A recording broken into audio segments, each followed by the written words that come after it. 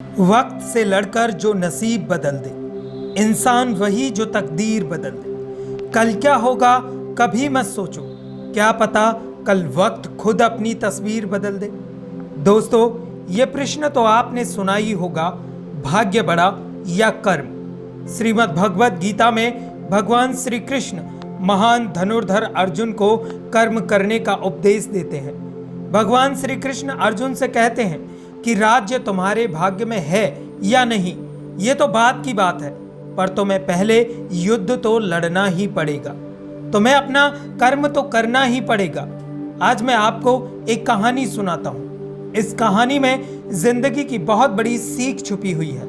एक जंगल था और उस जंगल के दोनों तरफ अलग अलग राजाओं का राज्य हुआ करता था।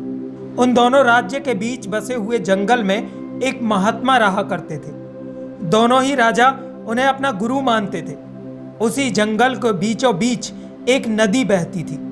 उस नदी को लेकर दोनों राज्यों में अक्सर झगड़ा हुआ करता था। एक बार तो उस नदी के पीछे युद्ध तक की रणनीति बनने लगी। दोनों में से कोई भी राजा सुलह के लिए तैयार नहीं था। युद्ध के लिए दोनों राजाओं ने महात्मा के पास जाकर आशीर्वाद लेने का निर्णय किया। पहला राजा जब आशीर्वाद लेने पहुंचा तो महात्मा ने उससे कहा, हे राजन, तुम्हारे भाग्य में जीत नहीं दिख रही, आगे ईश्वर की मर्जी। महात्मा के इन शब्दों को सुनने के बाद राजा थोड़ा सा विचलित होने लगा। फिर राजा ने सोचा, यदि मुझे हारना ही है तो अपनी पूरी ताकत से लड़ूंगा, लेकिन हार नहीं मानूंगा। लेकिन यदि मैं हार भी गया तो मेरी ये हार दूसरों के लिए उदाहरण बन जाएगी। दूसरा राजा भी आशीर्वाद लेने के लिए महात्मा के पास पहुंचा। महात्मा ने कहा, भाग्य तो तेरे ही पक्ष में लग रहा है। इन शब्दों को सुनने के बाद राजा बहुत खुश होने लगा। जब राजा महात्मा के पास से वापस लौटा तो उसे ऐसा लग रहा था जैसे उसने युद्ध जीत लिया हो। आखिरकार युद्ध का दिन आ ही गया और युद्ध होने लगा। एक तरफ की सेना ये सोचकर लड़ रही थी कि चाहे हमारी किस्मत में हार ही लिखी हो, पर हम हार नहीं मानेंगे। और दूसरी तरफ की सेना ये सोचकर लड़ रही थी कि जीत तो हमारी ही होगी, तो युद्ध से घबराना कैसा। लड़ते लड़ते राजा के घोड़े के पैर की नाल भी निकल गई और घोड़ा लड़खड़ाने लगा। लेकिन राजा ने ध्यान ही नहीं दिया और सोचने लगा कि जब हमारे भाग्य में जीत है ही तो आखिर किस बात की चिंता। लेकिन कुछ देर बाद घोड़ा लड़खड़ा कर जमीन पर गिर गया और राजा दुश्मन के हाथ पड़ गया और उस राजा की हार हो गई। इस युद्ध के निर्णय के बाद वो महात्मा भी दोनों राजाओं के समक्ष आ गए। दोनों ही राजाओं के अंदर ये जानने की जिज्ञासा थी कि आखिर भाग्य का लिखा बदल कैसे गया। उन्होंने महात्मा से प्रश्न किया।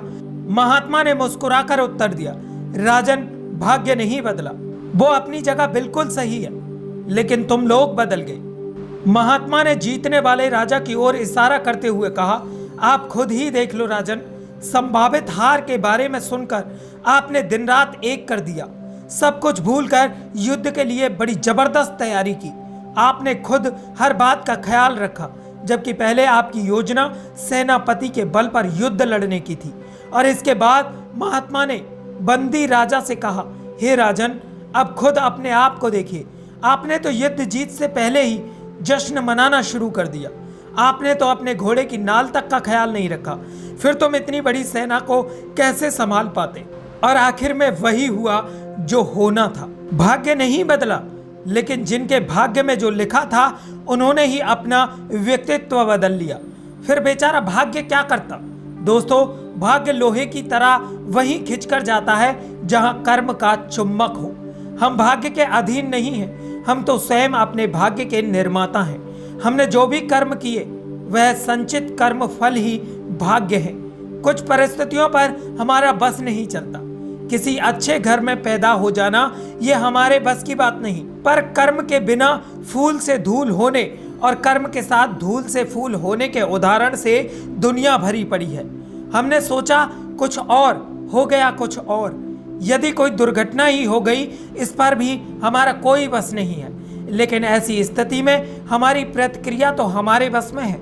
हम टूटकर बिखर भी सकते हैं और अपने कर्मों से संभर भी सकते हैं, कई बार ऐसा भी होता है कि हम थोड़ा सा भी प्रयत्न कर रहे होते हैं, लेकिन परिस्थितियां हमारे बहुत अनुकूल होती है और हम जल्दी सफल हो जाते हैं। जैसे एक झील में बह रही नाव को उस दिशा में जाना है जिधर हवा बह रही हो, हम कहेंगे कि भाग्य अनुकूल है। ये सही बात है, लेकिन जो नाव हवा के विपरीत दिशा में जा रही है, उसका नाविक सही जगह पर पाल बांधकर हवा को भी अपने पक्ष में कर सकता है। यही है कर्म से भाग्य को अपनी ओर खींचना। भाग्य हमारे कर्मों का ही परिणाम है। कुछ परिस्थितियां हमारे बस में नहीं है, लेकिन ऐसी परिस्थितियों पर अपनी प्रतिक्रिया को अपने बस में कर लीजिए, फिर देखिए भाग्य कैसे खिंच कर आता है। हमारे भाग्य में चाहे कुछ भी लिखा हो, अपने कर्मों के द्वारा अपने भाग्य को बदल दो। दोस्तों, इस कहानी में फिलहाल बस इतना ही। अगर आपको ये कहानी पसंद आई हो तो लाइक, कमेंट और शेयर करना ना भूलें। साथ ही हमारे चैनल को सब्सक्राइब कर बेल आइकन दबाएं ताकि हमारी हर आने वाली वीडियो का नोटिफिकेशन आप तक पहुंच सके।